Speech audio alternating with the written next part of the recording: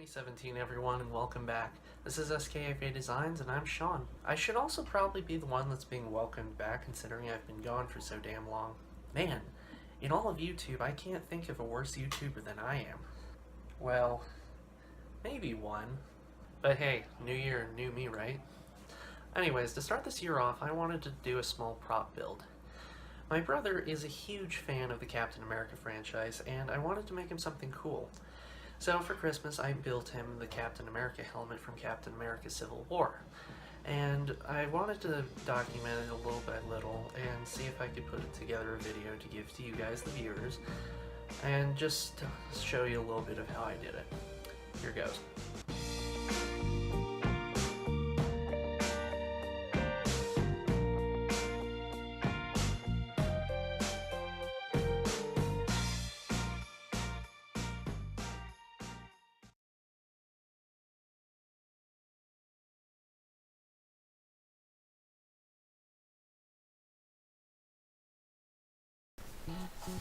Now, much like any other piece of cosplay armor that you're eventually going to put on your body, you need to start out with some sort of template. Now I got my template online, I printed it out, and odds are if you type in Captain America helmet template on Google, you'll probably be able to find one pretty easily. And what you need to do is trace the template out. I'm tracing mine onto craft foam, and that's the main material we're going to be using for this project.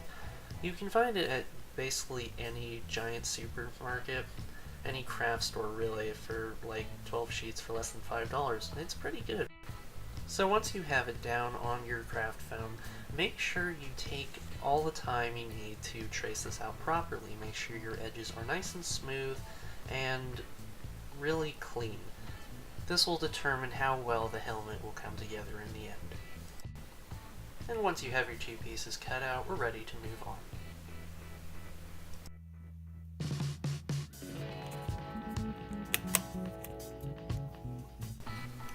From here, the next step is to go ahead and turn on your stove. No, we're not making a midnight snack. What we need to do is heat up the foam so that we can mold it to our head. If you were to just take the two pieces that we just cut out and glue them together, there would be a lot of hard edges on going across the top of the head, and we don't want this. So what we need to do is before we glue the pieces together, we need to heat them up and curve them so that they hold their shape better and give us a nice smoother top. A lot of the prop makers out there use some sort of heat gun or a hair dryer for this, but I'm just a broke college student, so I sometimes have to use what I have lying around. And I cannot stress this enough, you're holding foam over an open stove right now. If the stove can heat up the foam, it can heat up your hands a lot. Now, please use caution if you choose to go with the stove method. I don't want to see any of you get burned. I've been there, it sucks. Anyway, the process here is pretty simple. What you're doing is you're heating up the foam, and then once you have it heated up, go ahead and mold it to your head where it's eventually going to sit. Careful, the foam can be a little warm, so don't burn yourself with that, but sort of just mold it around in your hands and then press it up against your head. You're going to have to do this a couple times, so just keep at it, and your patience will be rewarded. Well, as you probably guessed, the next step is to glue these two pieces together. Now you can use any glue you really want, whether it be hot glue or CA glue. Just as long as the glue dries fast, you should be fine. Really take your time on this one, make sure the edges come together at the seam correctly and nice and clean. The helmet will be better off down the line.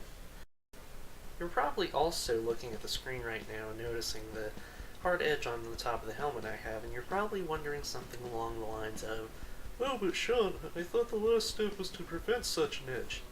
Well, in this you would be correct, but fear not, my friends, this is all going to work out. You can still heat treat the foam and get rid of those edges. All you have to do is once the helmet is fully glued back together, you need to take it back to the stove, heat it up a bit, and mold it over your head a few times. Really use your hands to smooth out the edges and they should go away. You don't need them fully away right now because we're going to be cutting out some overlay pieces that'll hide them even more. Unfortunately for me, I did realize that this helmet was too small for my watermelon-shaped head. But that's okay, I made a new one. As for these overlays, I did something pretty simple. I went with the A in the front, the wings on either side, a couple ribbons to cover the edges, and a larger plate to fill up more of the forehead space. Now, we need to seal the foam. What I use for that is Plasti-Dip. It's a good product, it seals the foam, it's fairly cheap, they sell it at like Walmart and stuff. On the screen right now though, you can see that it came out all chunky, and that's because I was an idiot and used it in temperatures below, let's say, 40 degrees. Now that's not really good to use, but if you end up doing that, it's not the end of the world. Just smooth it out with a paper towel and make sure it blends for when you actually paint it. Now I went and got another can and continued spraying. You should probably put about 3 to 4 coats on this. That'll give it a nice sealing. And from there, it's time for paint. Now, for both sealing the foam and painting it, you should use a well-ventilated area or a respirator, because spray paint and Plasti-Dip both give off pretty strong fumes, and you don't want to be breathing that stuff in. I always have a nice ventilation going, and you should too. As for the paint, however, I went to the local hardware store and picked up a couple cans of blue. I used a darker blue, and then once I had that on, I just sort of dusted it just a touch with black to sort of darken it a bit. For the smaller details, I actually used a flat sponge brush and brushed on silver spray paint. Now for both of the paints, you should do it in a couple coats just so you get a nice coverage, and that'll look much better than just a single coat. There is another thing you need to do once the paint is fully dry, and that's distressing the helmet. Distressing is simply a process where you make the prop look used or worn, and it's easily done by simply mixing acrylic paint such as black, burnt umber, sepia, stuff like that into water, and just put on a few coats onto the helmet. And while it's still wet, you wipe it off with a paper towel. Do this a few times, and over time all the nooks and crannies of your prop will fill up, and it'll give it a nice dirty, worn sort of look. This is, however, a really easy process to overdo, so don't overdo it, but just enough to give it a nice worn feel to it. So the helmet's all nice and painted, but it looks like it's missing something. Oh yeah, straps. So I went to the local thrift store and picked up a couple different belts of varying shapes and size, and I figure I could put all these to use with the ear straps and the chin strap, and I still need to make the chin guard. I also picked up this silver belt because it kind of looked cool, and I'll use it for a different project, so stay tuned for that. So take all the belts that you're actually gonna use, and start planning out where you're gonna put all the pieces. Also, while I was out, I picked up a package of these little metal loops, and these will be the metal detail on the helmet. Now, I'm looking at the helmet to see exactly where I want to put some leather detailing, and I was thinking about possible areas being the bridge of the nose and across the top of the eyes.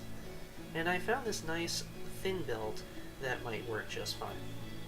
Go ahead and plan out how much you need, and then make cuts accordingly.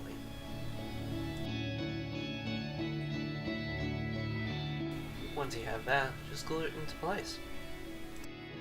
We're going to need a few more belts, so grab a bigger piece of belt and cut a couple pieces for both of the cheeks and then across under the ears. Also, we're going to need a couple of pieces for the chin strap. One important note, guys, I found out the belts I was using are made of real leather. Now, here's a tip. Leather does not work well with glue. So if you're going to glue these things together, you're going to need to find a glue or adhesive that works with leather, or else you're basically screwed. You can usually find adhesives that work with leather and other materials of that sort, either online or at your local craft store. It has to be very specific, but trust me, it's definitely worth it if you want to work with leather. Another method you could use is stitching the leather together, but that requires a different set of tools, and again, broke college student. Anyways, we're nearing completion, and now we just have to work and secure the straps that go under the ears. So we need a long piece of belt, kind of like this one. Make sure to glue that piece in with enough room for your ears, add some distressing as much as you like, and then guess what? We're done.